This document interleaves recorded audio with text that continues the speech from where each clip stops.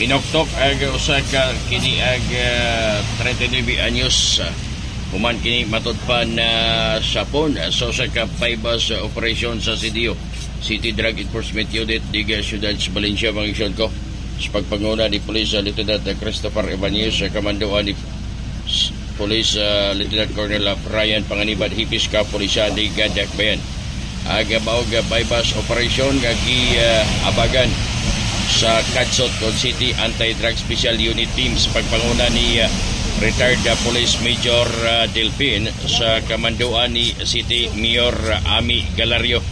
Kini giabagan usab sa PDEA Region 10 og Bukidnon. Kini mao nga operasyon diri partikularmente may purok ka. Unsa ni nga purok kagawan? Purok Ono, Barangay Lumbo, no? Siyudad sa Valencia Magson ko. Suspect nga si G.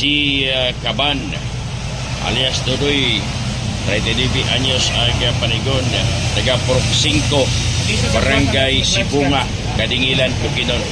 Kuha ang duha ka sako sa terminus mga puser nga gituhuang shabu o tulo ka mga sashi usa ka 500 pesos bill o usa ka cellphone aga na-recover gikan sa iyang posisyon mga igsoon ko. Karon padayon ang pagbutang og tagging para pagahimon ang marking og pag-inventory sa mga item nga na-recover sa iyang posisyon.